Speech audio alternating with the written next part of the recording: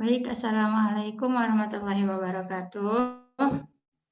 Waalaikumsalam warahmatullahi wabarakatuh. Alhamdulillahirrahmanirrahim. Hari ini kita bisa bertemu kembali untuk membahas tentang materi kimia dasar, pengantar larutan dan elektrokimia. Ya, bahasannya adalah kaitan dengan larutan asam basa.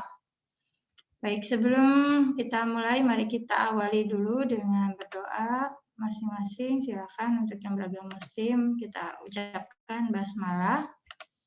Bismillahirrahmanirrahim. Baik, mahasiswa sekalian sudah membaca materi yang sudah saya sampaikan ya?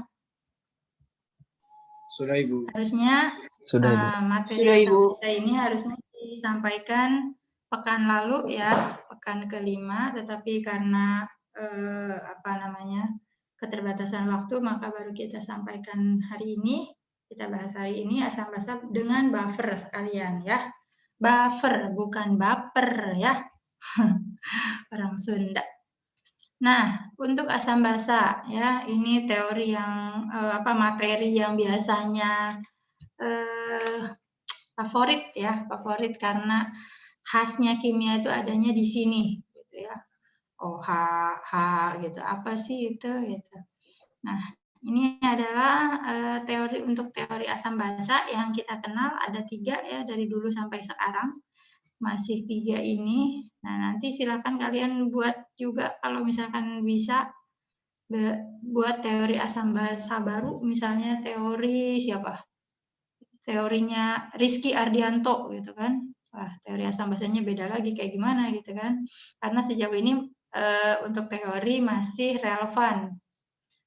Nah, untuk yang pertama ini ada asam basa Arrhenius gitu ya. Asam basa Arrhenius ini bahwa asam itu adalah zat yang menghasilkan H+ dalam air dan basa ini yang menghasilkan OH- dalam air.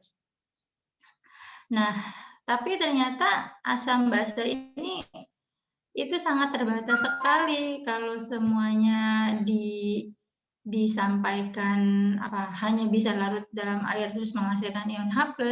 Bagaimana dengan kalau misalkan dia itu tidak bisa larut dalam air, artinya dia bersifat non-polar gitu ya. Kan kalau larut dalam air berarti dia sifatnya polar ya, karena air itu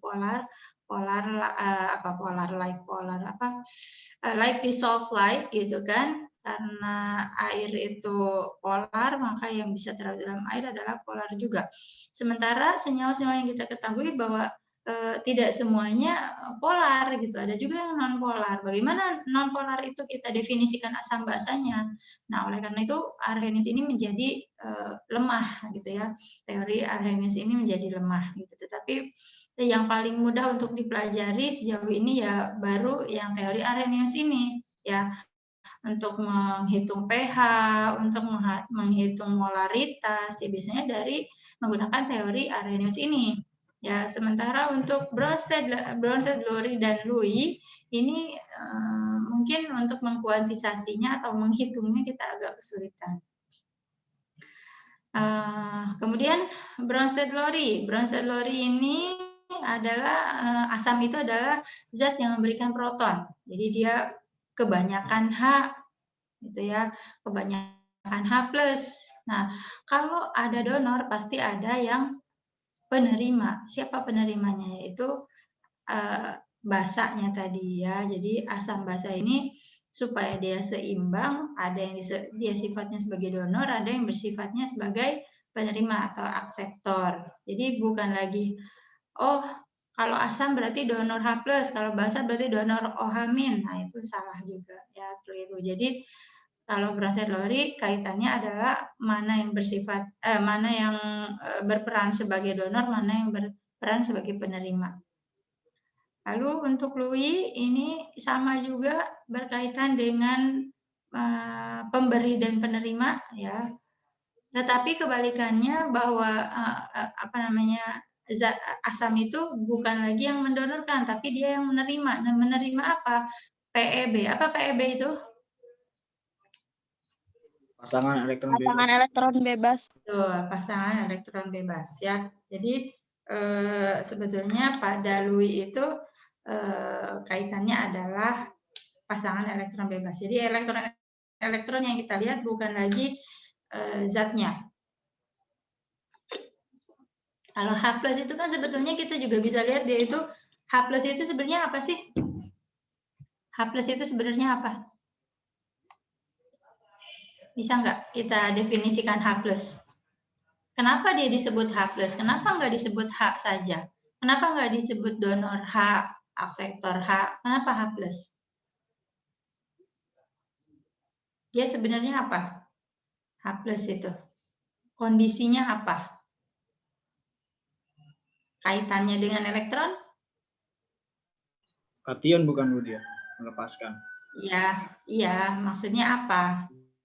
Kalau kation sih beda lagi sebetulnya. Apa? H+ itu disebut H+ karena apa? Dia kelebihan elektron kan? Kelebihan satu elektron gitu. Nah, maka sebetulnya Bronsted-Lowry ini juga sebetulnya irisan dari Louis. Ya, jadi Louis ini general sekali gitu. Dia general sekali untuk semua zat itu bisa disebut asam, bisa disebut basa, terlihat dari peran dan fungsi dia dalam hal elektron, ya, pesan elektronnya.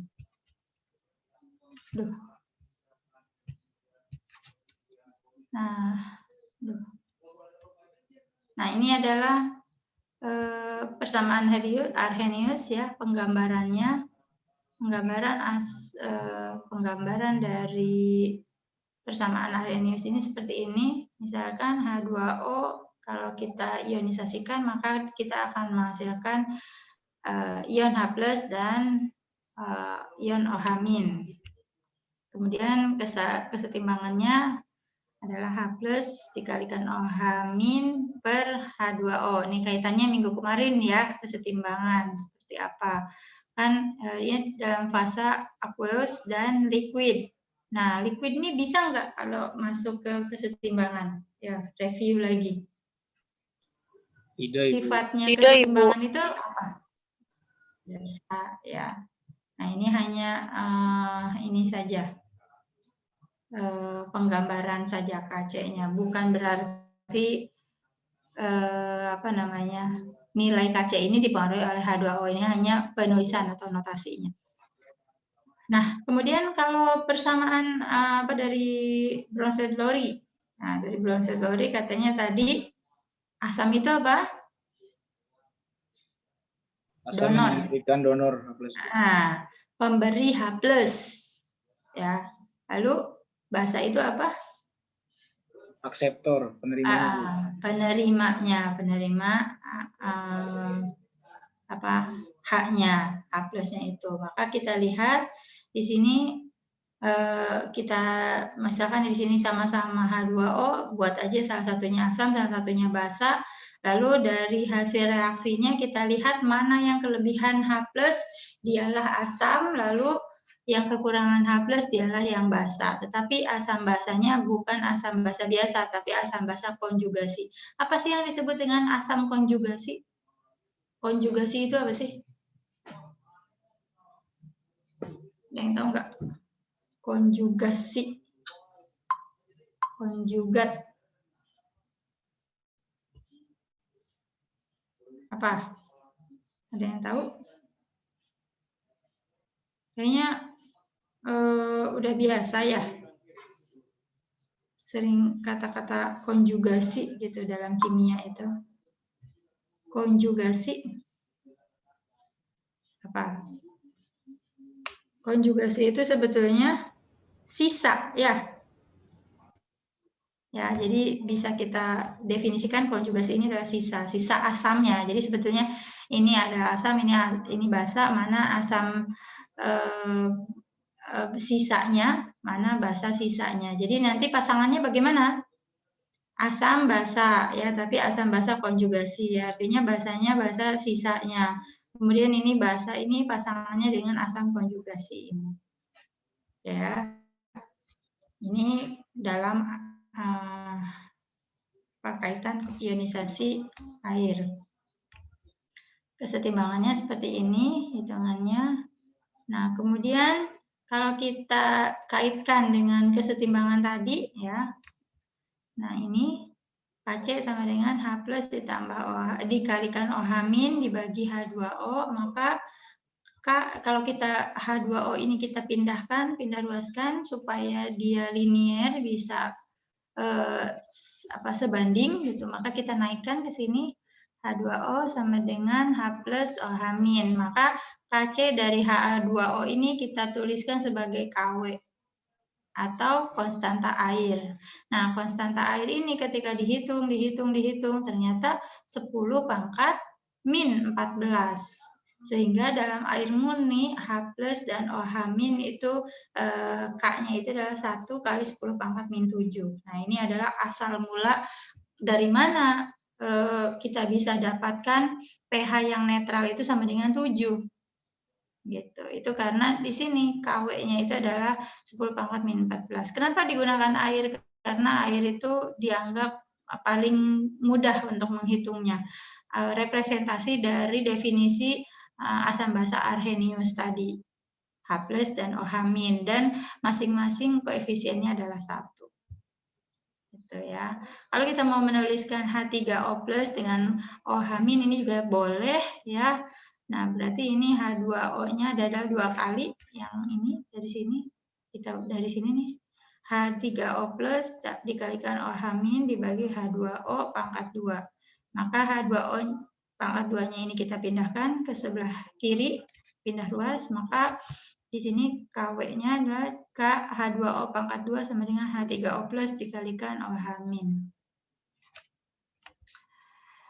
Nah, ini adalah nilai dari KW dan suhu ya, dipengaruhi KW tadi dipengaruhi oleh suhu karena reaksi ionisasi ini adalah reaksi endoterm. Apa reaksi endoterm? Apa? Reaksi endoterm itu apa? Reaksi yang memerlukan suhu ya. Nah, atau memerlukan panas. Nah, suhu 0 derajat KW-nya sekian. Suhu 10 derajat KW-nya sekian. Sampai suhunya 60 derajat suhunya sekian. Nah, ketika diambil dalam keadaan standar, masih ingat dalam keadaan standar itu seperti apa sih? Keadaan standar itu apa? Masih ingat minggu kemarin saya sampaikan?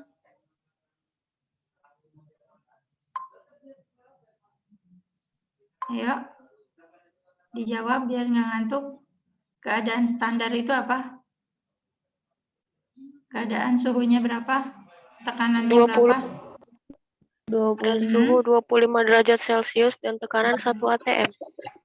Betul. Ya, jangan malu-malu ya menjawab ya. Jawab aja biar kita lebih interaktif. Jangan saya aja yang ngomong, nanti saya kayak ngomong sama patung nih. Ya. Nah, kemudian di sini derajat ionisasi atau derajat disosiasi alfa ya. Ini kita menghitung bahwa kemudian untuk asam kuat dan asam lemah alfanya itu akan berbeda. Pada asam kuat alfanya dianggap 1 ya. Sedangkan asam lemah itu alfanya adalah antara 0, lebih dari 0 tapi kurang dari 1. Ini kan disimbolkan dengan alfa sama dengan jumlah mol zat terurai per jumlah mol zat mula-mula. Nah, nilai alfanya sama dengan 1 karena apa? Mol zat terurai dengan zat mula-mula ini sama gitu. Jadi ini misalnya OH min per H plus ya, sama-sama 1.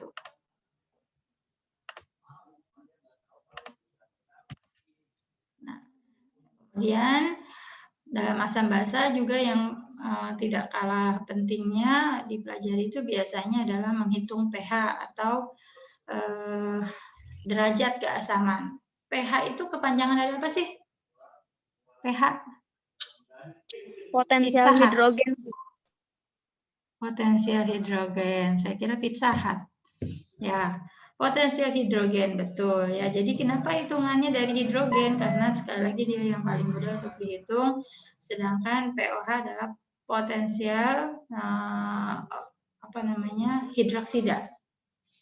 Nah, pH ditambah pOH itu sama dengan PKW sama dengan 14 yang tadi sudah saya sampaikan. Yang di sini ya, bahwa kemudian ketika dihitung dari berbagai macam suhu ternyata diperoleh masing-masing semuanya adalah pangkat min 14 ya. Nah, kita peroleh PKW-nya itu adalah sama dengan 14, artinya pH dan pOH-nya sama-sama 7. Dari sinilah kita peroleh bahwa pH itu adalah sama dengan 7 yang netral. Jadi kalau kemarin ada kit ya, kalau tidak salah kit tentang corona gitu ya, kit atau tips tentang corona gitu ya, katanya makanlah banyak buah-buahan karena corona itu nggak menyukai basah gitu ya. Di situ ada pisang katanya, pH-nya itu 22. Nah, bagi orang kimia seperti kita sebetulnya harus sudah menilai bahwa ini udah salah gitu ya, keliru. Nah, seperti itu. Kemudian ini asam biasanya dilambangkan pH-nya kurang dari 7 dan pOH-nya lebih dari 7. Kalau netral sama dengan 7. Kemudian kalau basa pH-nya lebih dari 7, pOH-nya kebalikannya kurang dari 7. Nah, ini adalah skala pH-nya untuk masing-masing. Nah, ini yang biasa kita pahami gitu ya. Jadi pH lebih dari 14 itu lucu gitu. Ada pH 22, gimana caranya ngitung pH 22 ya. Nah, ini mulai dari asam, jus, lemon, ada cuka, wine atau bir gitu ya. Tomat, kemudian kopi, kemudian susu. Nah, susu ini sebenarnya lebih asam daripada lebih basa, walaupun dia mendekati netral. Pure water gitu, air murni. Tetapi air murni ini kalau yang kita minum itu jarang ya yang benar-benar 700 pas gitu, enggak jarang. Biasanya kalau enggak lebih asam ya, biasanya 6,8, 6,9 itu yang air minum yang kita minum itu. Nah, kalau katanya yang lebih bagus karena darah kita itu lebih basah, maka minum yang airnya air alkali gitu ya. Suka mendengar mungkin ya air alkali. Apa itu air alkali? Air yang pH-nya dianggap lebih dari 7 dan mendekati darah itu. Dalam manusia itu lebih pH darah itu sekitar 7,8, 7,7 gitu. Nah, kemudian ada baking soda, ini pH-nya 8,5, kemudian ada magnesium 10,5, ada juga amonia mendekati 12, ada juga NaOH pekat ya yang sangat oksidatif ya, itu adalah NaOH yang pH-nya 14. Basa ya. Kemudian perhitungan larutan asam pH asam dan basa ini sepertinya sudah pada ahli semuanya ya, menghitungnya adalah pH itu adalah min log H+, tinggal mencari H plusnya ini konsentrasinya. Di pertemuan 2 dan 3 kita sudah bagaimana cara menghitung konsentrasi ya, bisa dengan mencari molnya dulu, bisa dengan molaritas pencampuran, bisa juga dengan mencari dari kerapatan atau rho gitu. Nah, ini adalah contoh soalnya. Kalian mungkin sudah membuat ya jawabannya. Hitung pH dan pOH larutan di bawah ini. Larutan HCl 0,01 molar. Nah, gampang ya ini ya. Berarti HCl ini pertama gimana? Kita buat ionisasinya dulu. HCl terionisasi menjadi apa? H plus dan H plus dan H Cl plus min. dan H plus dan Cl min. Maka di sini molnya sama semua HCl, H plus Cl min, maka H plusnya pun dianggap molaritasnya 0,01 molar atau 10 pangkat min 2. Ya.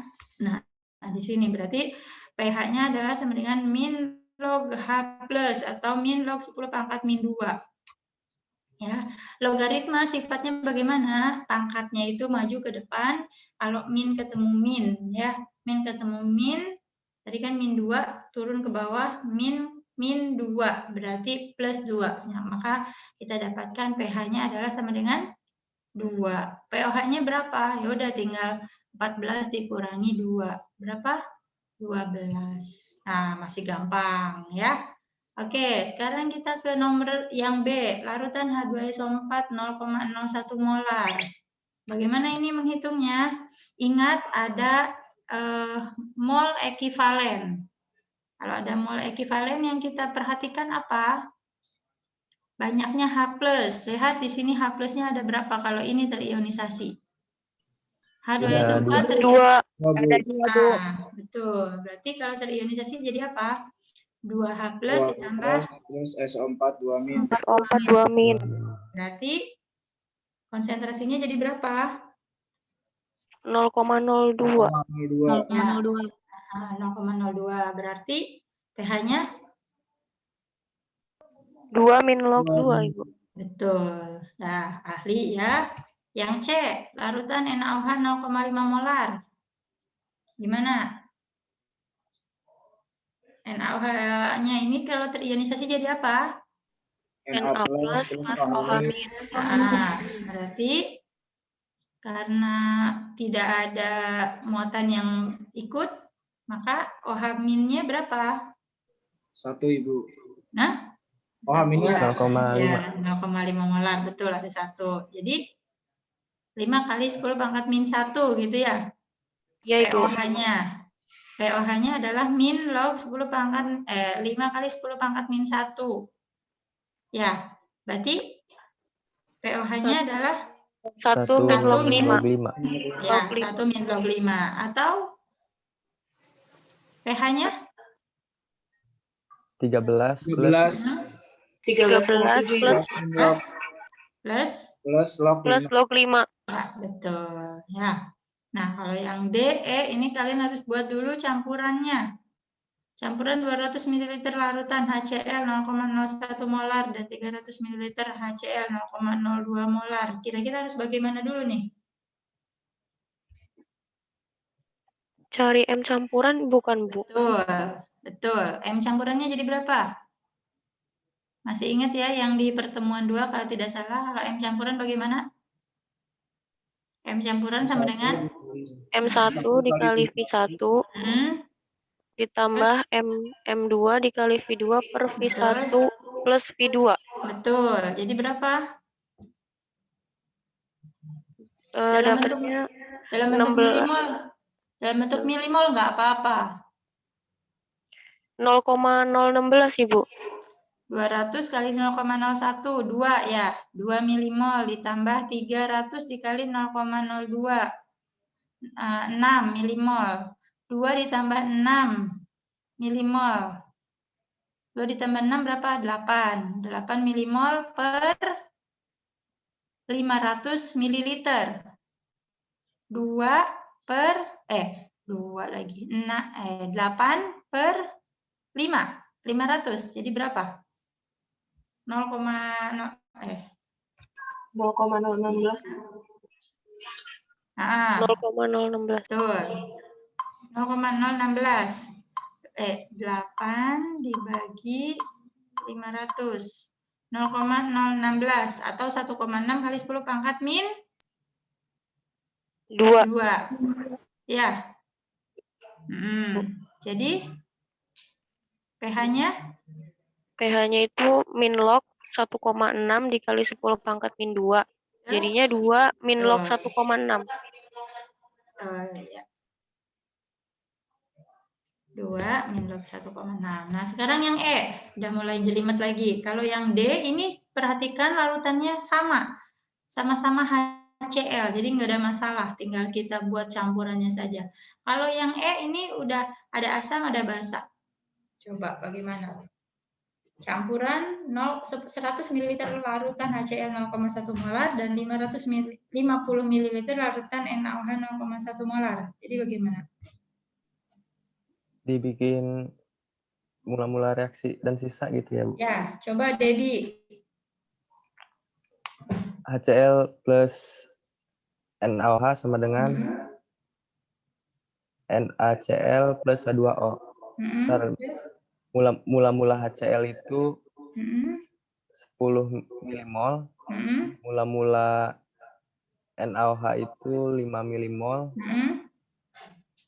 terus yang paling kecil yang 5 milimol. Jadi menjadi apa? Dia sebagai apa yang paling kecil itu? sebagai reaksi, Bu. Sebagai reaksi bukan? Iya, reaksi apa? Sebagai apa? Reaksi pembatas. Reaksi pembatas, betul. Ya, Terus dikurangi, jadi sisa dari 10 kurang 5 itu 5. Sisa dari 5 kurang 5 itu 0. Dan yang garamnya itu 5 milimol, Bu. Nah, garamnya kita abaikan lah ya. Kita nggak ngitung itu. Jadi siapa yang tersisa? Jadi sisa itu dari HCl-nya, Ibu. Nah, berarti pH-nya kira-kira nanti jadi apa? pH-nya. Karena yang tersisa asam. Jadi dicari molaritasnya kan, Ibu. Terus? Mol dibagi volume HCl. Itu 5 milimol dibagi 150. Nah, terus? Berapa ya? 5 dibagi 150. 0,033 ya? Ya, Ibu. 0,033. Berarti 0,033 molar. Jadi bisa langsung dicari H plusnya. H plusnya itu. Itu H plusnya. Oh iya. Kita dicari pH-nya, Ibu, berarti. pH sama dengan min log H plus. Berarti min log 0,033 itu 3,3 kali 10 pangkat min 2. Iya, min 2. Jadi pH-nya itu 2 min log 3,3. Oke, ya masih gampang ya. Kayaknya ini sambil merem juga pada bisa semuanya. Oke, nah kemudian di sini ada pH larutan asam lemah, ya, di mana Ha-nya sama dengan H plus ditambah amin. Kesetimbangan ionisasinya itu adalah kenapa bisa ada Ka? Ya, kenapa bisa ada Ka? Konstanta keseimbangan dari asam lemah ini kita tuliskan sebagai Ka, di mana ini kita buat kesetimbangannya H plus ditambah amin dibagi Ha dari sini. Nah, sementara kalau ini kita anggap H plusnya adalah sama dengan amin, maka aminnya kita gantikan sebagai H plus.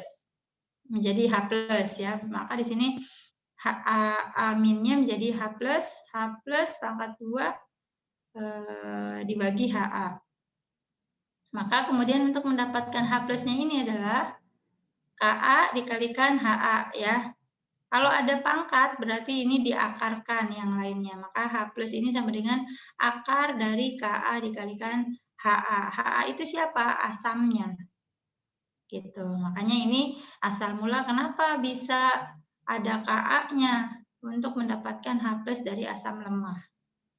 Ya, seperti itu. Oke, begitu pula untuk basa lemah ya. Caranya hampir sama. Nah, jadi yang membedakan adalah kita menjadikan ini si ion-ion plus dan minusnya itu karena dia itu sama. Nah, ini adalah contoh dari pH larutan asam asetat 0,1 molar. Bagaimana diketahui Ka dan Kb-nya? Ya. Coba yang A saja, siapa yang mau mengerjakan? yang mau presentasi.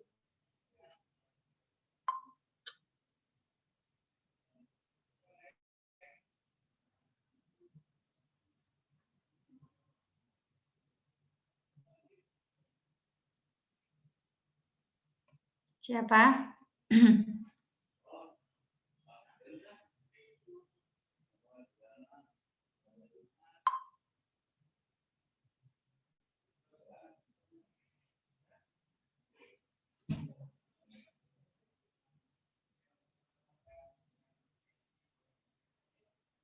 Ada? Bisa kan? Gimana? Larutan asam asetat 0,1 molar. H plusnya berarti sama dengan akar dari Ka dikalikan 0,1 molar. Nah, ya ngomong ya. 1,8 kali 10 pangkat min 5 dikalikan 10 pangkat min 1. Maka 1,8 dikalikan 10 pangkat min 4. Kita akarkan. Ya, kita akarkan, maka kita akan dapatkan H plusnya. Akar dari 1,8 berapa?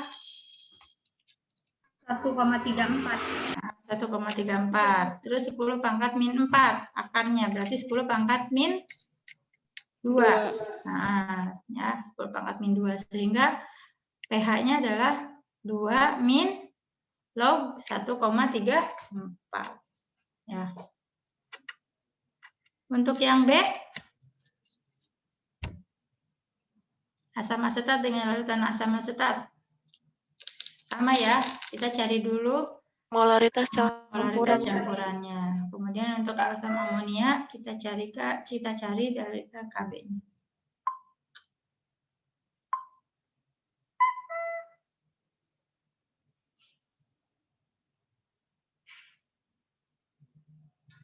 Oke. Kemudian selain asam-asam yang kita mungkin tahu ada Ka-nya cuma 1, Ka-nya 2, kemudian terionisasi hanya sekali gitu ya. Nah, ternyata dalam kenyataannya kita mengetahui ada ini gitu ya, ada beberapa yang terionisasi secara bertahap. Nah, kita buat ininya Ka1, Ka2, Ka3 dan seterusnya. Nah, untuk konstanta ionisasi ini akan semakin berturun dengan bertambahnya tahap ionisasi. Maka Ka1 itu akan lebih besar daripada Ka2, lebih besar dari Ka3. Nah, contohnya ini kalau pada reaksi contoh asam karbonat H2CO3 kalau terionisasi pertama kali menjadi apa? HCO3 plus HCO3 min ditambah H plus.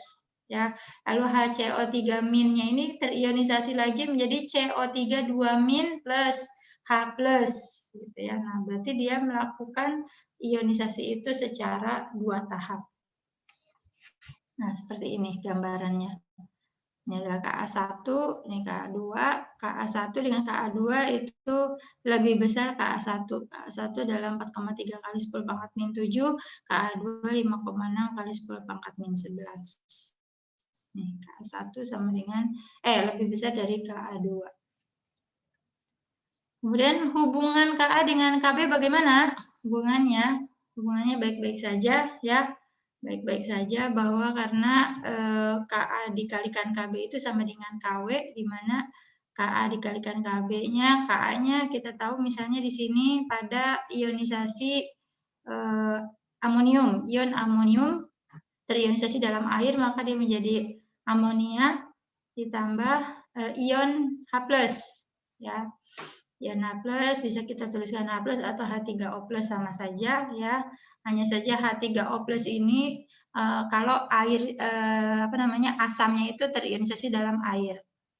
NH3 dikalikan H3O+ dibagi NH4 kita peroleh nilainya sekian, lalu Kb dengan cara yang sama karena dia jadi kebalikannya gitu ya.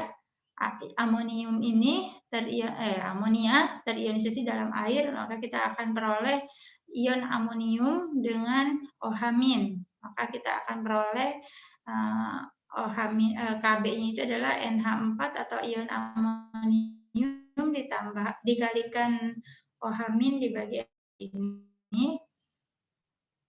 Nah, ini adalah 10 pangkat min 14. Jadi selain apa tadi yang pertama itu ya, ionisasi air, kita juga bisa buktikan dari ion amonia dan amonium. Ion amonium dan amonia kebalik. Jadi amonia itu NH3, ion amonium itu NH4+. Ya, bedakan. Nah, dari sini kita kalikan NH3 dikali H3O+ dibagi NH4 ya, dikali dengan NH4 dikali OH- dibagi NH3. Nah, mana yang sejenis dia dibagi ya, ini bukan dicoret ya, walaupun tulisannya dicoret, tapi kalian jangan sekali-kali mengatakan ini dicoret. NH3-nya dicoret dengan NH3 gitu ya, jangan, tapi dibagi. NH3 dibagi NH3. Habis ya, artinya sesuatu dibagi sesuatu itu kan sama dengan 1. Maka di sini NH3 dibagi NH3 itu sama dengan 1. Lalu NH4+ dibagi NH4+ ini adalah 1 juga. 1 dikalikan H3O+ dikalikan dengan 1 kali OH-. Maka kita akan peroleh H3O+ dikalikan OH-. Kita dapatkan ini adalah KW. KA dikalikan KB itu sama dengan KW. Makanya di sini kenapa bisa KW-nya itu 10⁻⁴. Jadi ini berdasarkan eksperimen untuk ionisasi ion amonium dengan amonia yang terlarut dalam air. Yang terionisasi dalam air, bukan yang terlarut. Nah, itu adalah sebagai gambaran atau konsep awal dari asam dan basa. Ya, jadi yang itu menjadi konsep awal yang harus kita pahami dulu sebelum kita ke materi lainnya. Materi buffer, hidrolisis, garam itu adalah awalnya dari sifat asam ini. Ya, oke, sampai sini. Apakah ada pertanyaan dulu?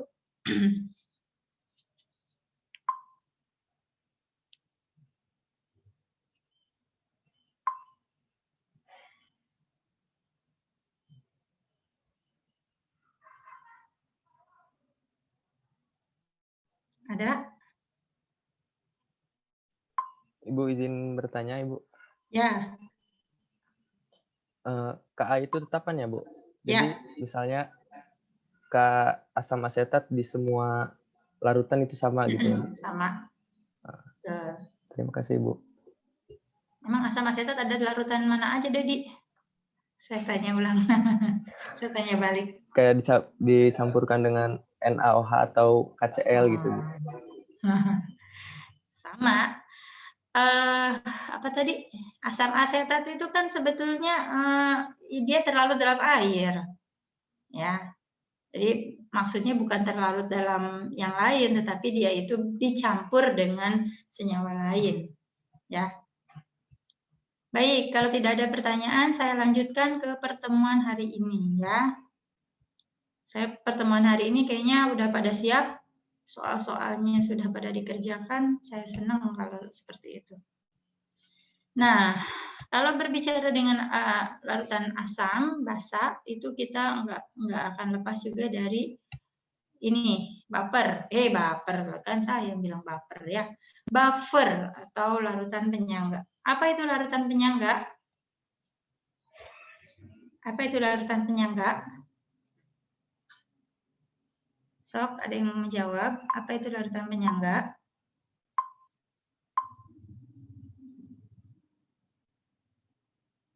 Wah, tidak ada yang mau menjawab. Saya tanya aja ya. Saya tunjuk ya.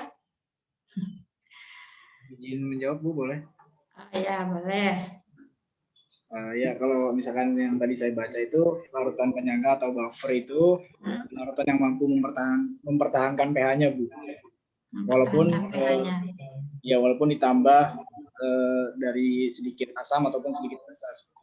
Sedikit asam, sedikit basa itu seperti apa sih? Sedikit asam, sedikit basa itu seperti apa? Seberapa sedikitnya? Jadi kalau misalkan ada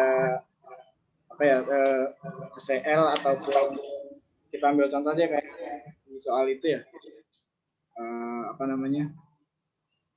kalau misalkan ada CH3 COH dengan NaOH, Bu, jadi nanti bisa ditambahkan misalkan sedikit dari konsentrasi, dilebihkan gitu Bu, dari asam lemahnya seperti itu.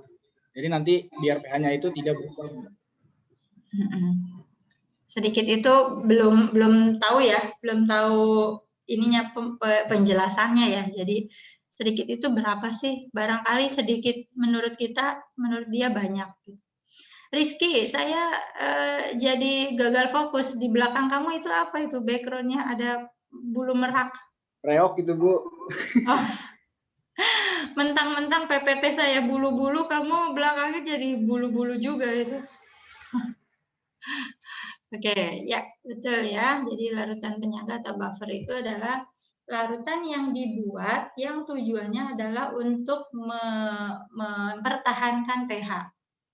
Fungsinya apa? Kenapa sih ada larutan ini gitu ya? Fungsinya banyak sekali dalam tubuh kita ya. Coba kalau kita perhatikan gitu ya. Darah kita, kalau tadi di asam basa itu kan ada penjelasan darah kita itu pH-nya berapa? Sekitar 7,7, 7,8 gitu ya. Darah itu sifatnya lebih basa gitu. Kemudian kalau kita makan segala macam ya, makan atau minum ya. Minum kita misalnya seringnya kan anak-anak muda sekarang itu apa? Boba yang begitu-begitu ya.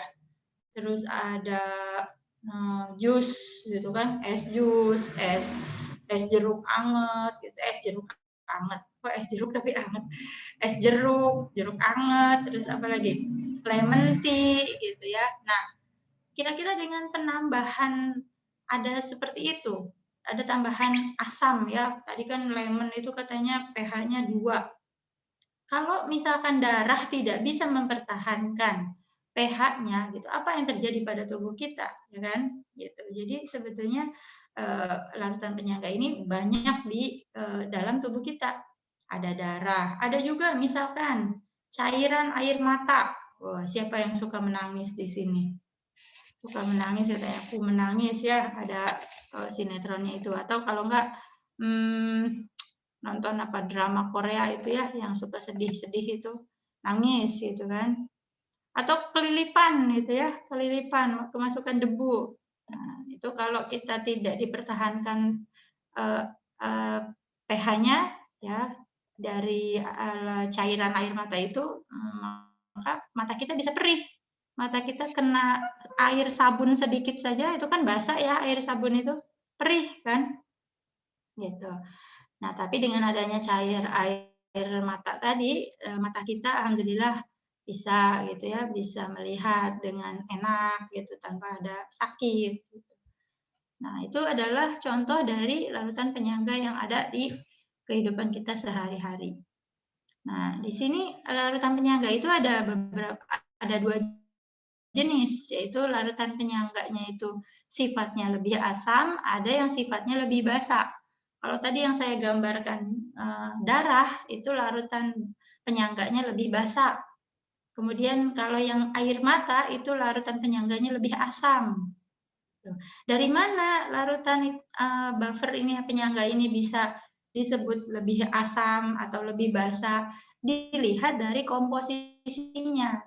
Ya, jadi yang disebut dengan larutan penyangga itu namanya juga larutan, berarti dia itu terdiri dari lebih dari satu larutan. Nah, larutannya siapa? Larutannya ini adalah larutan dari asam dan garamnya. Garam itu siapa? Garam itu adalah asam dengan sisa basa atau kebalikannya, basa dengan sisa asamnya. Jadi sebetulnya sebelum ke larutan penyangga harusnya kita bahas dulu garam ya, tetapi nggak apa-apa, ini sebagai pengantar saja. Nah, cara membuat larutan buffer bagaimana? Nah, ini sebetulnya keterampilan yang dasar sekali harus dimiliki oleh orang kimia ya.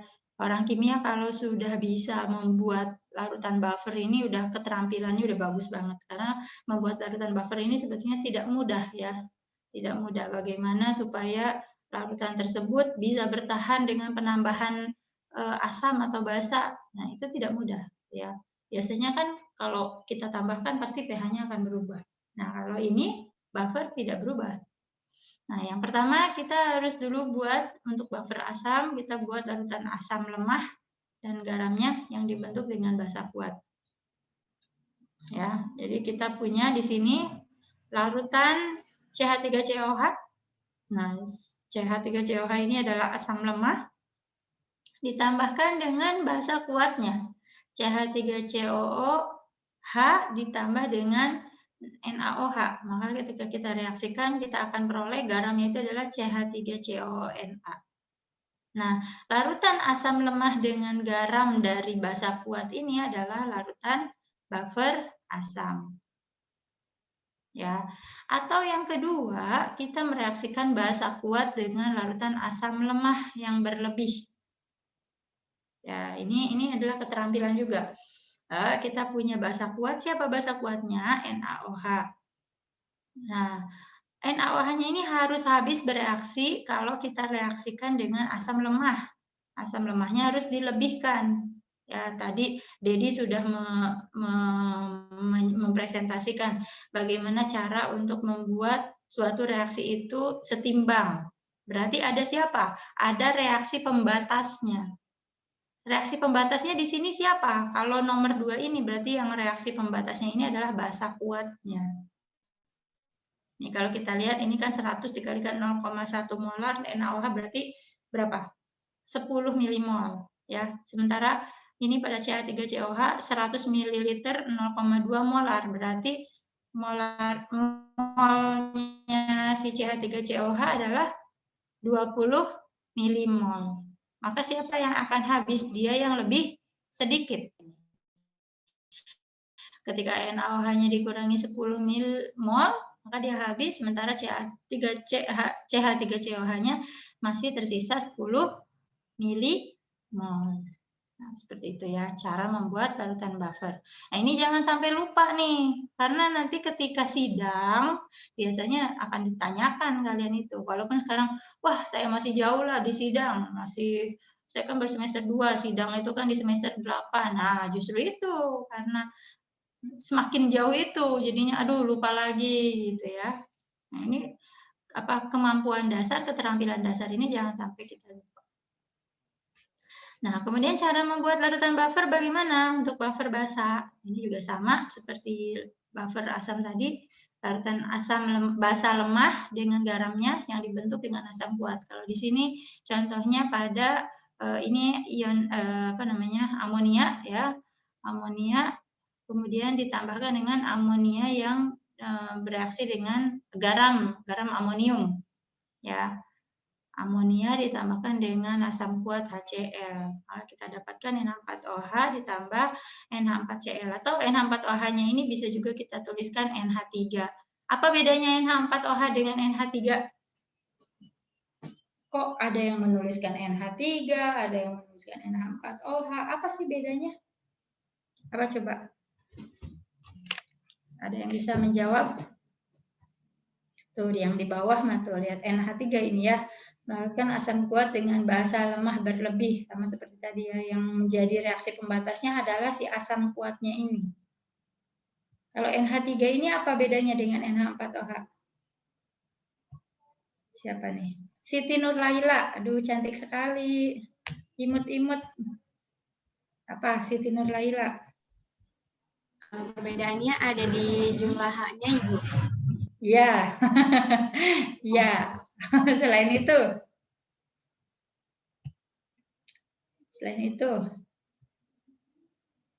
Elsa Oktaviani, Elsa.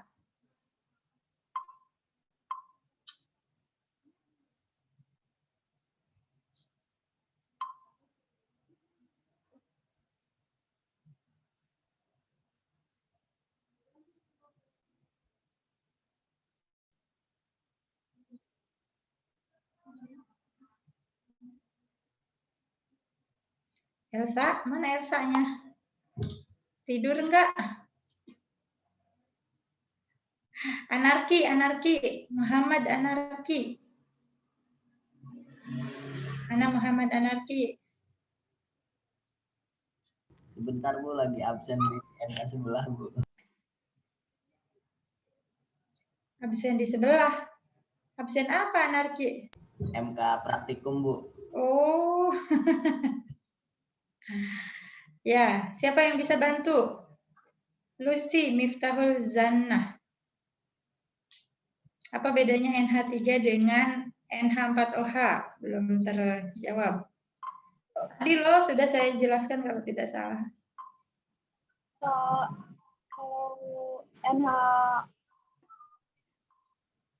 NH4O itu direaksiin sama H2O itu basis.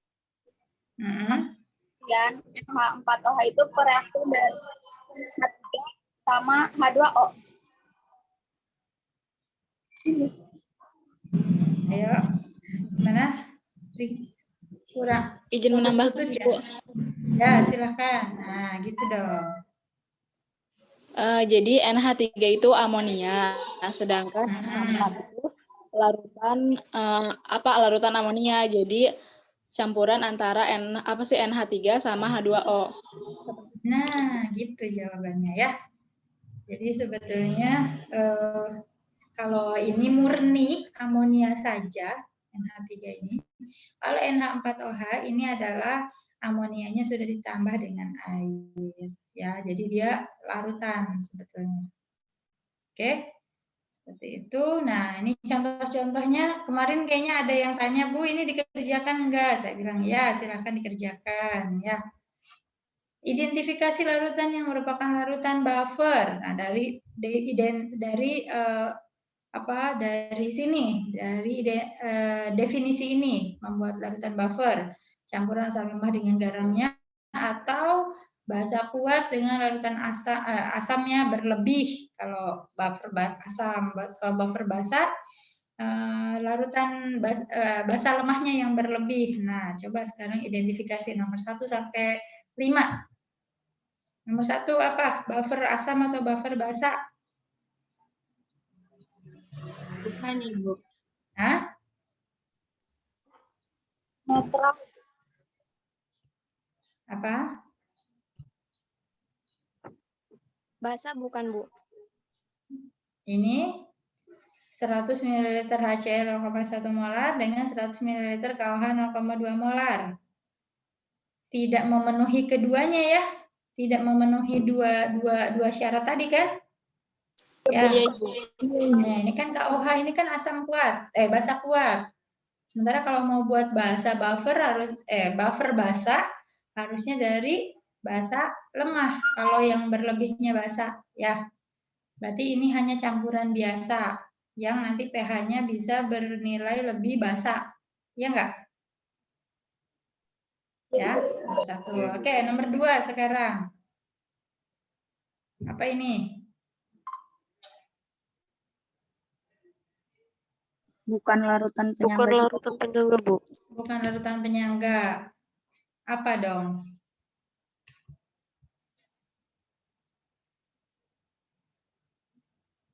Apa? Kalau bukan larutan penyangga apa?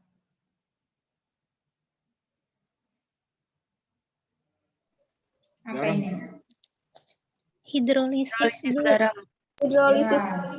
Ya, belum dapat materinya tapi udah pinter ya. Terus nomor 3, ini apa? Larutan penyangga, Bu. Asam, Bu.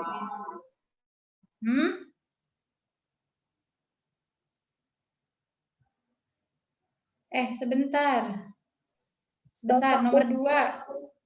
Sebentar, ini nomor 2, coba perhatikan. CH3COH, kalau kita reaksikan dengan KOH, kita akan dapatkan garam ya? Iya, Bu.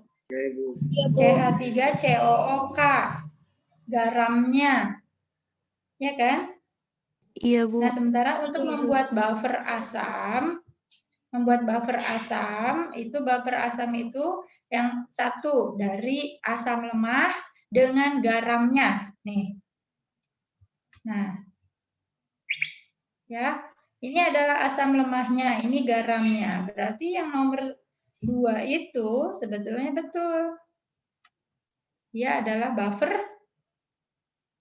asam ini. Ya, ini adalah buffer asam karena terbuat dari asam lemah dengan garamnya yang merupakan garam dari basa kuat. Ya. Kemudian yang nomor 3 ini apa?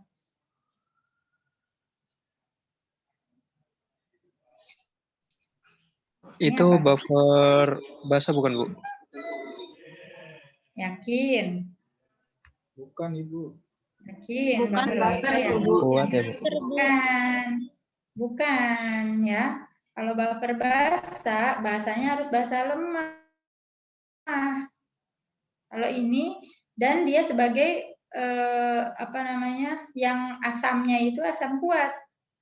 Dan asam kuatnya itu sebagai pembatas, reaksi pembatas. Nah, di sini yang reaksi pembatasnya siapa? CH3COH-nya. Asam lemah, ya. Jadi intinya kalau pada buffer itu yang menang itu harus yang lemahnya itu, baik itu asam lemah ataupun basa lemah. Ya. Oke. Terus nomor 4.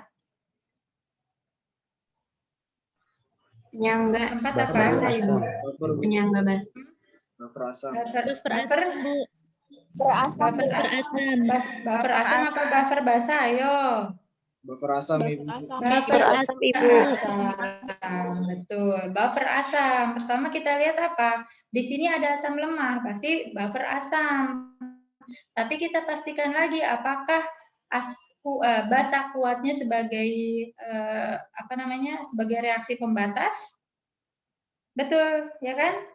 Sini KOH-nya kan 10 milimol. Nomor 5.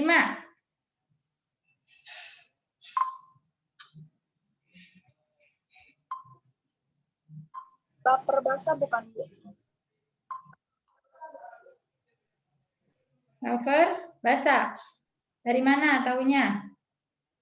Kan NH3 itu basa lemah. Itu asam konjugasi. Jadi buffer basa. NH4NO3 apa sih? NH4NO3 ini apa? NH4-nya basa lemah, NO3-nya asam garam. Ya, garam ya. Berarti apa? Ini adalah buffer basa. Oke, ya. Terbuat dari terbuat dari basa lemah dan garamnya. Ini adalah garam. Oke, udah pintar semuanya ya. Ini untuk penghitungannya, silakan nanti dipelajari lagi. Kita langsung ke contoh 2. Hitung pH larutan buffer asam yang mengandung 0,1 molar asam asetat, 0,1 molar CH3CONA. Ka asam asetatnya 1,8 kali 10⁻⁵. Pertama kita buktikan dulu apakah betul ini buffer asam. 0,1 mol asam asetat. Betul, Ibu. Ya, asam asetat adalah asam lemah dan di sini ada garamnya, CH3CONA, garamnya ya. Berarti ini betul ini adalah betul buffer asam. Lalu sekarang kita mau cari pH dari buffer asam ini. Bagaimana cara untuk mencari pH dari buffer asam ini?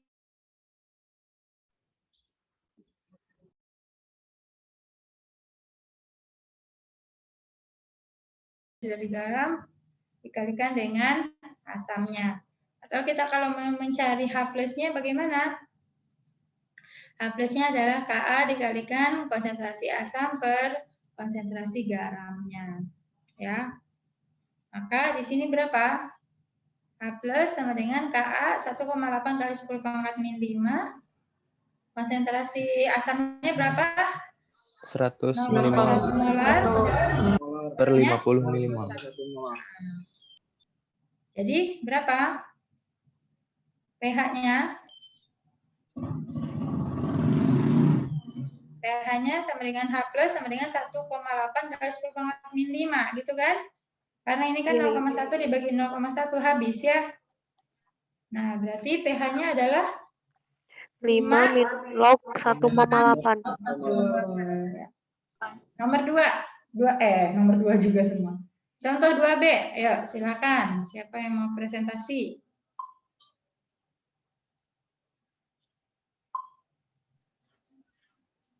Saya, Ibu. Ya, silakan. Kan di situ hitung pH larutan yang dibentuk dengan menambahkan 500 ml larutan CH3COOH 0,2 M, itu berarti volume larutannya sama molnya itu dikali, nanti dihasilkan 100 milimol. Terus itu jadi asamnya. Terus yang garamnya itu CH3COOH 500 ml jadi 50 milimol. Habis itu baru dihitung konsentrasi H+-nya. Konsentrasi H+-nya itu Ka dikali asam per konsentrasi asam per konsentrasi garamnya. Ka-nya itu 1,8 kali 10 pangkat min 5 dikali konsentrasi asamnya itu 100 sama konsentrasi garamnya itu 50. Dihasilkan 3,6 kali 10 pangkat min 5.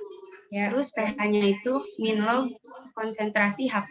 Konsentrasi H+-nya itu 3,6 kali 10 pangkat min 5, berarti pH-nya 5 min log 3,6. Ya, betul ya. Jadi yang pertama kali kita harus tahu dulu, seperti tadi ya, saya mengidentifikasi soal nomor 2A. Itu kita lihat dulu apakah betul ini buffer.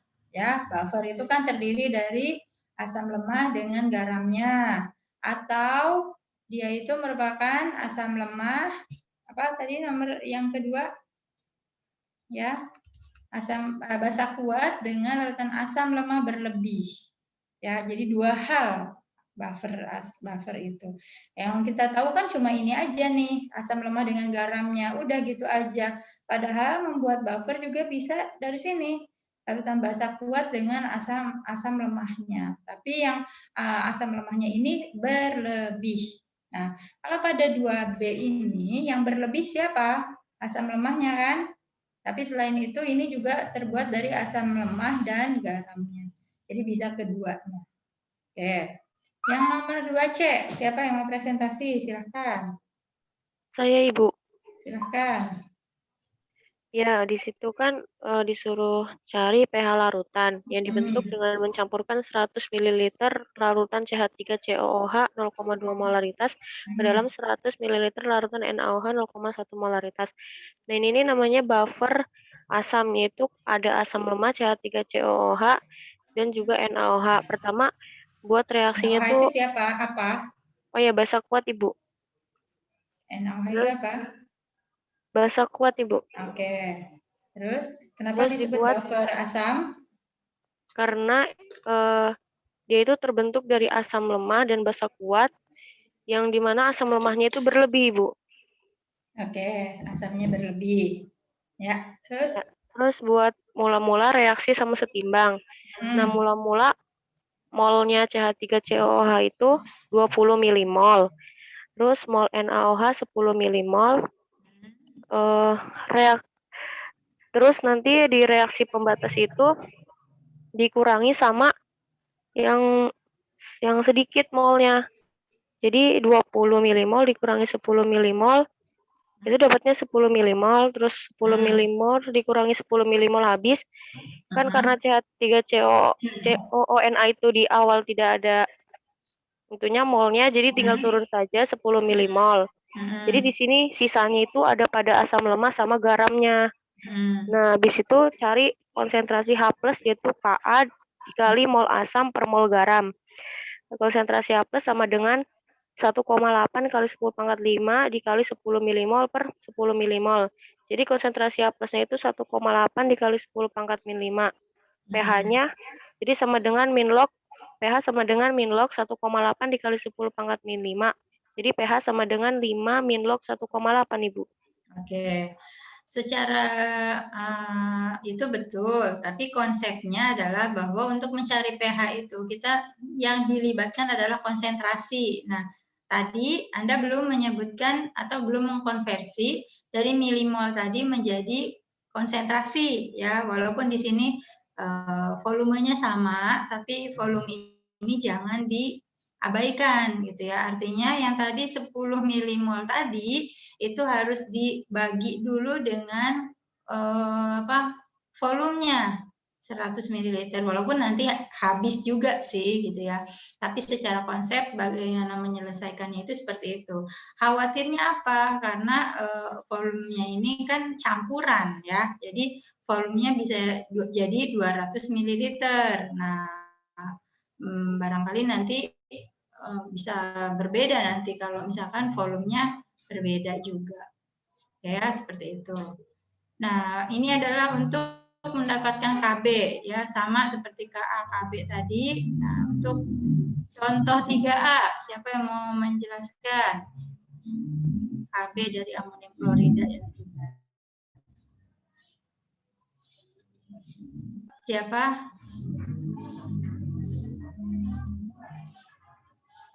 Ada yang menjelaskan?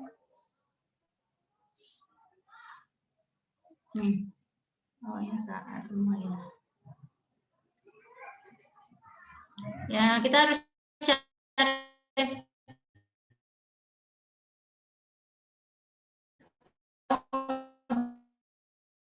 larutan buffer basa yang mengandung 0,15 molar amonia. Dan kalau ada M di sini, ini bukan dibacanya bukan molaritas ya, 0,45 molaritas amonium klorida bukan, tetapi bacanya adalah 0,45 molar ya, molar saja.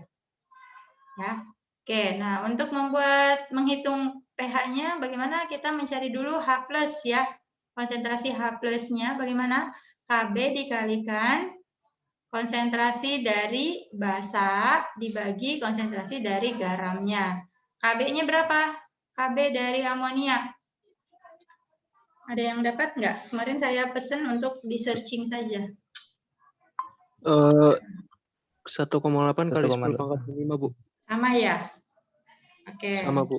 Nah, kalau sama berarti lebih mudah ya. So, gimana? 1,8 kali 10 pangkat min 5 dikalikan dengan konsentrasi basanya 0,15 dibagi garamnya 0,45. Jadi berapa? 0,33 hasilnya, Bu. 0,33 dikali 0,33 dikali 10 dikali 1,8 dulu. Jadi berapa? 0,59 kali 10 pangkat min 5 atau jadinya 5,9 kali 10 pangkat min 6. Oke. Ya. 1,8 kali 10 pangkat min 5. Apa itu? Ya, udah betul. 5,9 kali 10 pangkat min 5. Sehingga pH-nya adalah 5 min log 6 ya. 6 min log 5,9. Nomor 3B. Siapa? Hitunglah pH larutan yang dibentuk dengan mencampurkan 100 ml larutan NH3 0,3 molar ke dalam 100 ml larutan NaCl 0,1 molar. Pertama-tama kita pastikan dulu apakah ini betul 3 kali 10 pangkat min 1. Apakah betul ini larutan buffer apakah betul ini buffer basa? Betul, Bu. Betul. Dari mana kita lihat? HCl-nya karena asam kuat. Betul, Ibu. NH3-nya basa. Dari asam kuat, Bu, HCl-nya, Bu. Oke. Tuh, terus Salsabila tadi mau jawab? Oh iya, Bu. Terus dicari mol masing-masing larutan, yaitu kan yang pertama NH3. Dari molarnya dikali volume 0,3 dikali 100 ml didapetin 30 milimol. Terus HCl-nya sama didapetin 0,1 molar dikali 100 ml yaitu 10 milimol. Terus baru hitung mol bersisanya dengan mereaksikan NH3 ditambah HCl, yaitu jadinya NH4Cl. Terus dibikin mula-mula bereaksi dan setimbangnya itu kan mula-mulanya NH3-nya tadi didapetin 30 milimol, HCl-nya 10 milimol. Terus bereaksinya yaitu yang bereaksi HCl jadi 10 milimol. NH3-nya sisa 20 milimol. Setelah direaksiin, HCl-nya habis dan NH4Cl-nya sisanya 10 milimol. Karena yang bersisanya NH3 sama NH4Cl, jadi dicari molaritas dari NH3 yaitu mol yang sisa tadi dibagi V total. Salsabila, terputus ya? Oh, putus-putus Bu. Apa udah terdengar? Enggak, udah. Terus? Oh iya. Tadi kan udah sisanya NH3 20 milimol, NH4Cl-nya 10 milimol.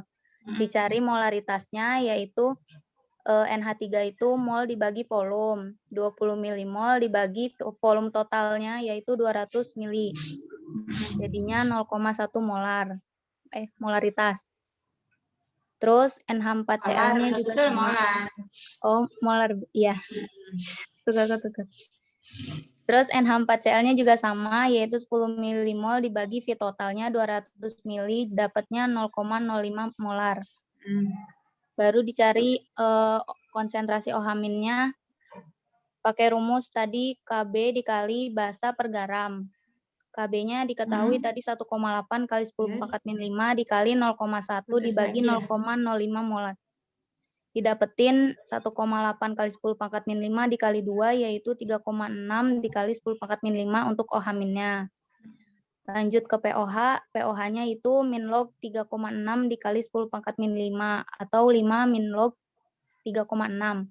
Dapatnya 4,4 POH-nya. Buat pH-nya 14 dikurangi 4,4 yaitu 9,56. Oke.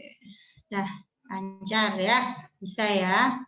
Jadi memang banyak tahapan. Jadi jangan langsung oh ini pH ya udah, yang penting ada H-nya gitu kan. Padahal ini adalah POH, cari dulu POH. Nah, kemudian sifat larutan buffer ya. Dia punya pH tertentu, kemudian mempunyai kemampuan untuk melawan perubahan. pH-nya relatif tidak berubah jika ditambahkan sedikit asam atau basa kuat, dan pH-nya relatif tidak berubah jika diencerkan ya. Nah, ini contoh 4, bandingkan perubahan pH jika ke dalam 1 liter air murni ditambahkan 1 ml HCl 0,1 molar atau 1 liter larutan buffer yang mengandung CH3COH 0,5 molar dan CH3CONA 0,5 molar ditambah 1 ml HCl 0,1 molar. Ya. Nah, coba kalau yang A ini apa? Air murni ditambahkan 1 ml HCl 0,1 molar. Kira-kira airnya ini akan jadi apa? Akan jadi asam kan ya? Ya enggak? Ya, jadi asam karena ada tambahan HCl walaupun hanya 1 mili. Lalu yang kedua ini adalah larutan buffer. Betul enggak ini larutan buffer? Buffer apa? Buffer. CH3COH dengan CH3CONA. Betul nggak buffer? Ya, buffer. Betul, buffer. Buffernya buffer asam. Nah, kalau ditambahkan 1 ml HCl 0,1 molar, kira-kira akan berubah nggak? Enggak, Bu. Enggak, ya. Nah, nanti tinggal silakan kalian ini kan ya, pH-nya ini kalian hitung. Bagaimana kalau dalam 1 liter air murni dengan 1 liter dalam larutan buffer. Nah, kemudian kapasitas buffer ya, ini adalah indikasi banyaknya asam kuat atau basa kuat yang dapat ditambahkan ke dalam larutan buffer sebelum buffer ini kehilangan kemampuan mempertahankan pH. Jadi buffer juga sebetulnya kalau misalkan ditambahkan asamnya banyak gitu ya, pasti dia juga nggak bisa mempertahankan pH lagi gitu. Nah, kemudian larutan buffer dengan konsentrasi komponen besar memiliki kapasitas buffer yang lebih tinggi daripada larutan buffer dengan konsentrasi komponen kecil. Jadi, kalau mau bertahan buffernya ya tentu komponen-komponen tadi, baik itu penyusunnya adalah asam lemah dengan garamnya itu konsentrasinya harus besar. Gitu. Atau basa kuat dengan asam lemahnya untuk buffer asam ya. itu harus besar juga si asam lemahnya, sisanya itu. Itu begitu juga untuk buffer basah. Nah, untuk membuktikan ini contoh 4 ini kita melakukan titrasi. Ya, titrasi asam basah. Siapa itu yang nyanyi? Bocor ya, adiknya ya? Oke. Nah, titrasi asam basah ini metodenya, fungsinya adalah metode analisis dalam kimia untuk menentukan konsentrasi atau kadar suatu larutan. Penetapan pH larutan dapat dilakukan dengan pH meter, ya. Jadi selain dengan analisis biasa, kita juga bisa gunakan pH meter supaya lebih akurat. Kemudian indikator asam basah adalah asam atau basa organik yang punya warna berbeda tertentu. Kemudian indikator asam basah digunakan dalam analisis titrimetrik seperti pada titrasi asam basah. Sehingga terbentuk titik ekivalen. Titik ekivalen itu menunjukkan jumlah basa, jumlah mol basa sama atau ekivalen dengan jumlah mol asam. Nah, yang ditunjukkannya indikatornya adalah perubahan warna titik akhir titrasi. Jadi ini kaitannya dengan titrasi. Biasa kita lakukan titrasi, oh ya, ini udah selesai nih titrasinya, apa? Oh, warnanya jadi ungu, gitu kan. Nah, seperti itu sebetulnya kondisinya sudah ekivalen, di mana basanya tepat sama dengan jumlah mol asam. Nah, indikator asam basa ini direaksikan seperti ini. Jadi kita misalkan punya indikator asam, H-in, yaitu kita kalau reaksikan atau kita ionisasikan jadi H+ dengan in-min. Warna 1, warna 2, lalu ketika kita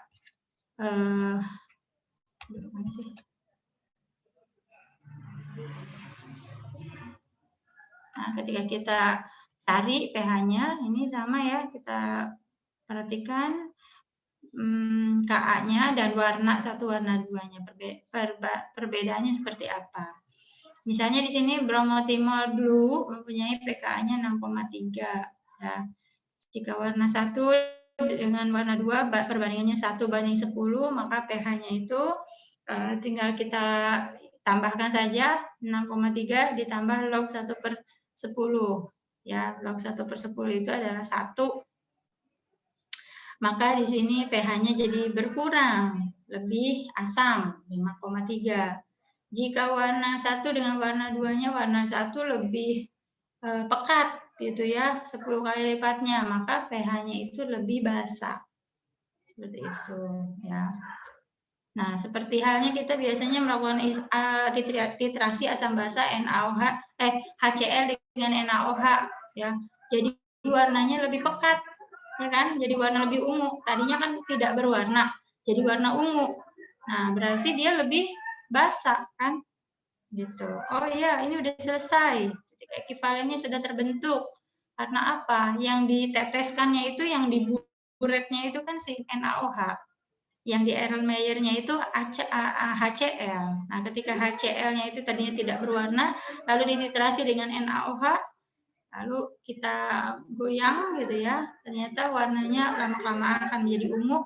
Nah, yang berwarna ungu ini pH-nya lebih basa. Ini adalah range pH pada indikator yang biasa kita gunakan di lab itu kan ini ya, PP ya, phenolphthalein, ini pH-nya dari 8,2 sampai 10. Artinya ketika apa? Ketika warnanya jadi merah muda, jadi ungu, itu udah kelebihan sebetulnya. Nah, kalau dia warnanya jadi merah muda, ini berarti pH-nya itu sudah antara 8,2 sampai 10. Gitu. Jadi kalau tadinya HCl-nya itu pH-nya kan misalnya 6 gitu ya. Ketika dititrasi dengan bantuan PP, maka dia udah ekivalen. pH-nya udah berubah, tadinya tidak berwarna menjadi warna lebih pekat, maka dia pH-nya sudah jadi lebih basa, 8,2. Nah, kemudian ini tadi yang saya jelaskan ya. Ini sebetulnya enaknya sih dibuat ini ya, dibuat praktikum, tapi boleh kalian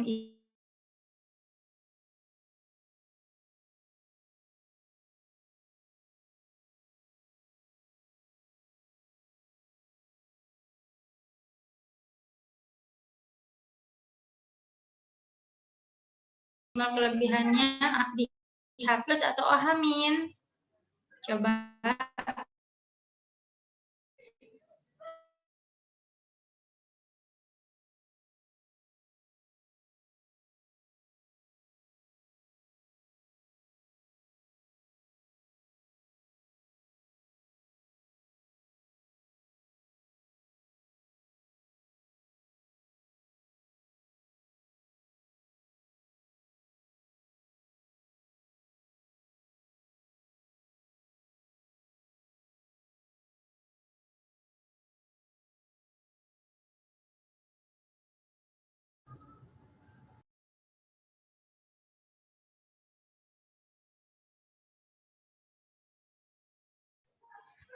tes.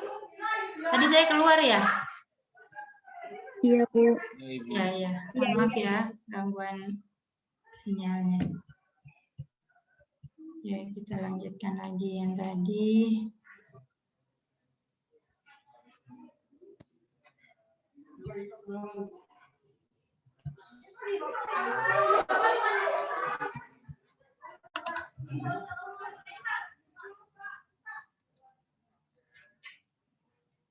Yang ini ya, ini sebetulnya sudah ada hitungannya. Lalu ini latihannya, ada yang mau mempresentasikan?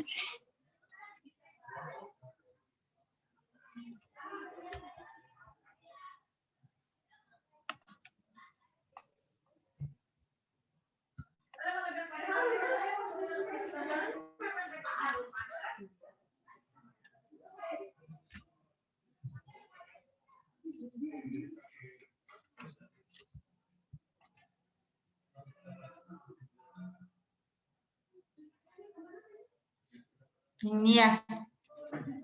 Nah, coba yang ini. Ada nggak yang nomor 2? Nomor 2 ini. 20 ml NaOH 0,1 molar yang ditambahkan. Milimol NaOH-nya ada 2. Berapa ini? 20 ml NaOH 0,1 molar. Berarti jadi berapa? Milimol dari NaOH-nya 2 kan ya? 2, Ibu. Nah, jadi ada 2 milimol NaOH awal, lalu ditambahkan 2 milimol NaOH. Jadi yang bertambah milimol OH atau H+ yang bertambah?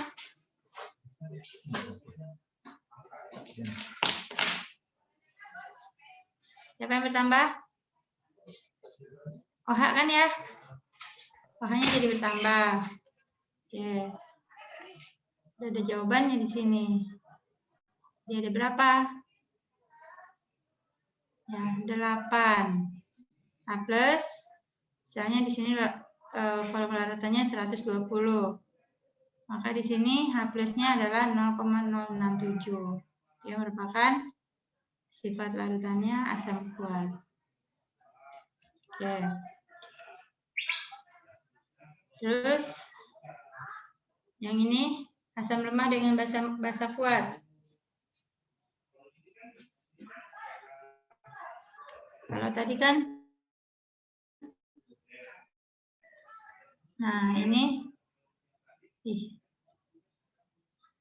kan HCl nih. HCl 0,1 molar dengan NaOH 0,1 molar. Ya, kalau ditambahkan 20 mili, maka milimolnya 2. Ya kan? Nah, maka sekarang ininya berapa? H+-nya jadi 8. Karena apa di sini si HCl-nya kan 100 dikali 0,1 molar jadi berapa? 10 milimol. Ya, 10 milimol, kemudian ini ditambahkan milimol NaOH-nya 2. Nah NaOH-nya ini sebagai apa? Sebagai reaksi pembatas kan? Reaksi pembatas. Jadi 10 HCl-nya ini dikurangi 2. 8. Ya. Volumenya jadi berapa? Karena yang ditambahkan 20 mili, sedangkan ini ada 100 mili, berarti volumenya di 120. Gitu.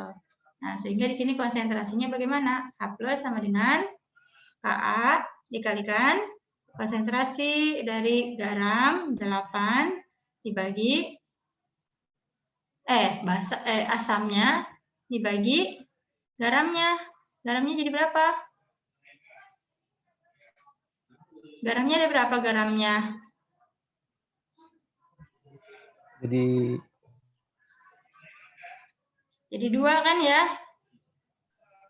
Iya Ibu, 2 minimal. Ya harus dibuat dulu reaksinya, nggak bisa tiba-tiba, ya kan? Garam yang tersisanya ada 2. Oke. Ini sebetulnya titrasi asam kuat dengan basa kuat ya.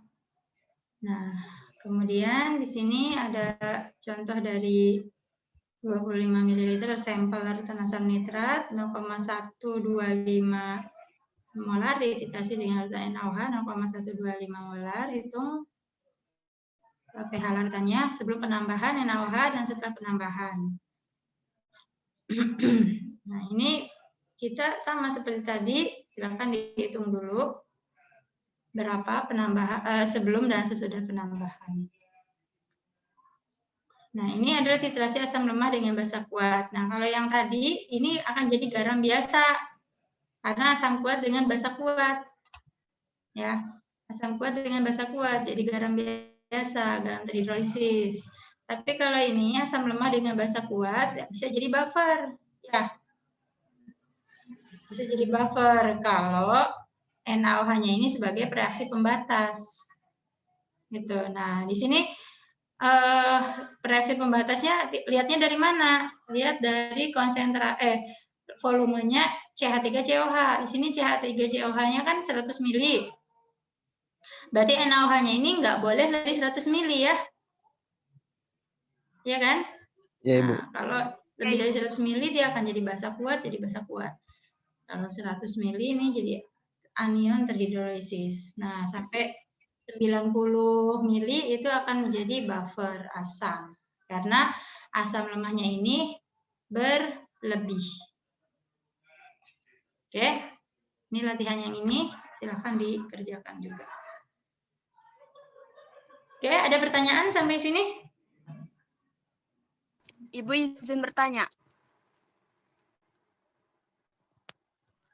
Udah ada.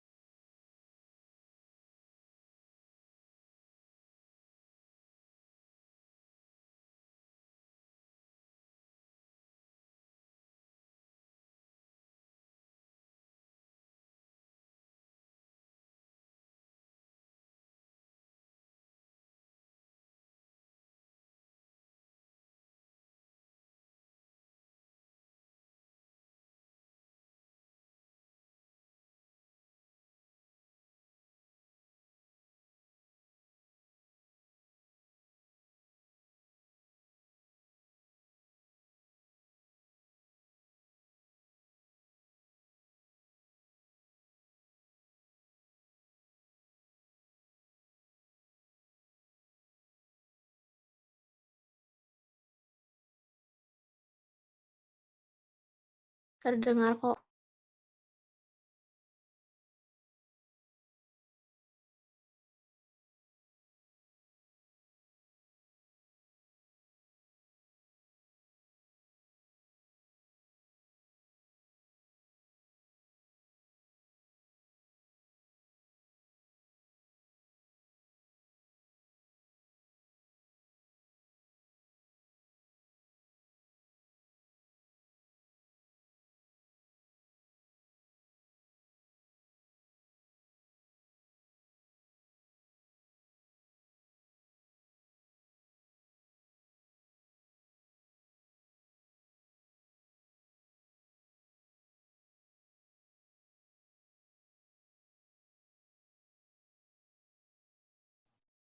Mohon maaf ya, saya keluar masuk kayaknya. Ya, udah materi dari saya cukup sekian untuk hari ini. Apabila ada yang mau ditanyakan, silahkan. Ibu izin bertanya. Ya. Izin bertanya Bu, tadi kan ada soal ini ya Bu. Kalau misalnya ada asam lemah direaksikan dengan basa kuat kan terbentuk ini Bu ya, buffer asam kan Bu? Ya, tergantung. Kalau misalnya kalau basa lemahnya tersisa, habis, yang tersisa tinggal asam lemah, basa kuatnya yang habis, asam lemahnya yang tersisa, dia baru akan jadi buffer. Iya Bu, kalau misalnya dua-duanya nggak bersisa gitu Bu, cuman terbentuk garamnya dong, itu bisa disebut larutan buffer nggak Bu? Bukan, kan beda lagi. Itu pembahasan garam, namanya garam terhidrolisis. Berarti penentuan pH-nya juga beda rumus lagi ya Bu ya? Iya, beda lagi. Itu nanti lagi lah, nanti pertemuan berikutnya ya. Ini khusus untuk buffer dulu. Oh ya Ibu, terima kasih Ibu. Oke, cukup? Baik, kalau cukup, saya akan lanjutkan ke praktikum ya. Ngebut nih, biar jam 11 saya mau jemput anak-anak pulang sekolah. Nah, untuk praktikum ini, yaitu tentang konsep asam basa ya. Jadi sebetulnya ini praktikum ketiga ini adalah aplikasi dari pertemuan kelima tentang asam basa. Tujuannya adalah untuk memahami prinsip dasar konsep asam basa. Dasar teorinya adalah bahwa kemudian kunyit itu adalah merupakan asam lemah.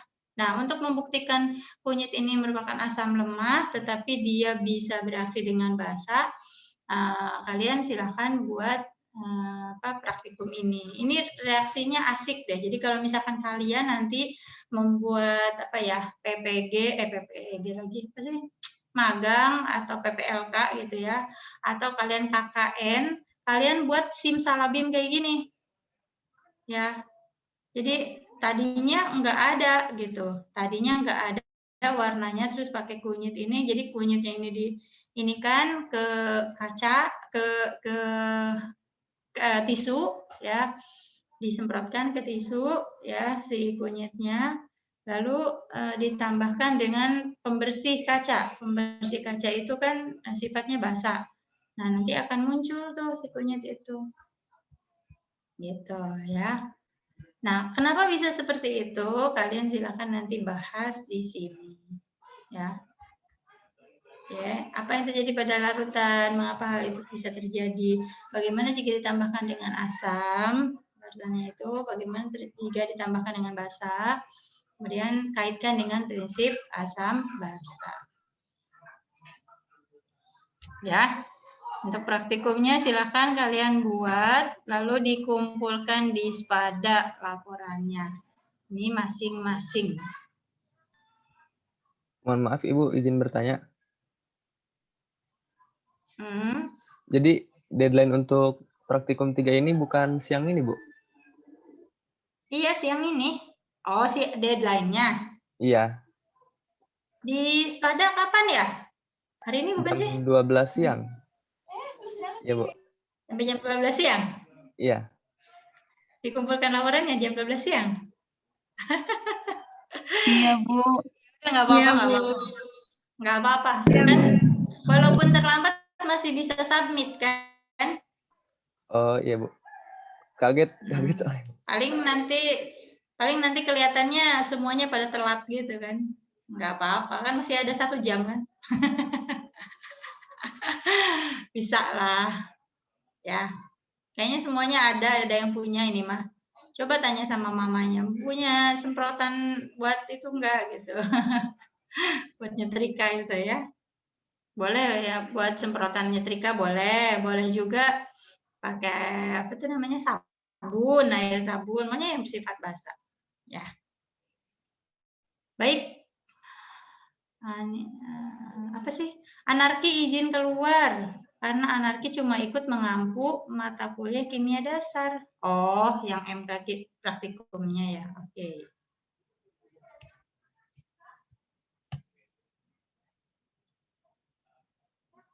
Baik, kalau tidak ada pertanyaan, saya kira cukup ya untuk pertemuan hari ini. Terima kasih banyak untuk semua mahasiswa yang telah hadir dan menyimak materi hari ini dengan sungguh-sungguh. Mudah-mudahan semuanya bisa sukses, bisa menjalani kuliah dengan baik ya. Perjalanan masih panjang. Mudah-mudahan kita dikuatkan oleh Allah untuk menjalani kuliah ini sampai terakhir ya, sampai terakhir itu artinya sampai ya kalian lulus gitu. Mudah-mudahan hari ini ada manfaatnya. Kita tutup dengan hamdalah. Alhamdulillahirabbil alamin. Maaf, bertanya Ibu. Udah, masih bertanya juga. Iya, udah mau ditutup ini. Buat praktikum, kan saya kelompok 2 praktikum nih. Praktikumnya itu tentang kesetimbangan kimia, pakai bahannya itu KSCN. Nah, udah nemu lagi. Ya. Praktik ini ya, presentasi ya sekarang tuh. Bu. Iya, Ibu. Iya ya, saya yang nyuruh presentasi malah mau ditutup dibuka lagi dong. Iya, tapi saya bertanyanya untuk yang kelompok 2 kan mau praktikum. Nah, tapi bahannya itu nggak ada Ibu di lab yang udah kita pinjem gitu, udah kita ibaratnya sewa lah Bu. Terus bahannya itu adanya cuma 1. Terus kalau beli KSCN itu harganya lumayan Ibu dan nggak boleh beli eceran, harus 1 botol gitu. Kira-kira bisa diganti sama alternatif lain atau gimana ya Bu? Simulasi saja, simulasi dari web, dari online laboratori itu loh, dari laboratorium online itu kalian lihat di sampingnya itu kan bisa simulasi. Ada menu simulasinya, simulator kalau tidak salah. Nah, itu bisa kalian gunakan. Kan saya linknya disertakan juga ya untuk link kesetimbangan itu. Nah, itu silakan kalian klik aja di situ simulasinya. Nah, simulasi itu udah termasuk dengan perhitungan sebetulnya. Jadi kalian nggak usah bikin atau beli KSCN lagi, nggak perlu. Ya, cukup dari simulasi aja. Oke, karena ya sama-sama. Nih, karena kita tadi presentasi kelompok 1 ya. Kelompok 1 tentang apa ya? Larutan. Larutan, Bu. Tentang pembuatan larutan. Kita pindah ke Google Meet ya, supaya saya bisa gunakan HP. Saya mau jemput anak-anak pulang karena ini. Nanti saya share untuk link dari Google Meet-nya ini. Ya, oke. Yang di Zoom ini kita tutup dulu ya. Oke, saya end meeting. Nanti kita pindah ke Google Meet. Lalu yang kelompok 1 silahkan kalian presentasi nantinya. Siap-siap ya. Di share gitu, screen share. Oke, saya end dulu ya.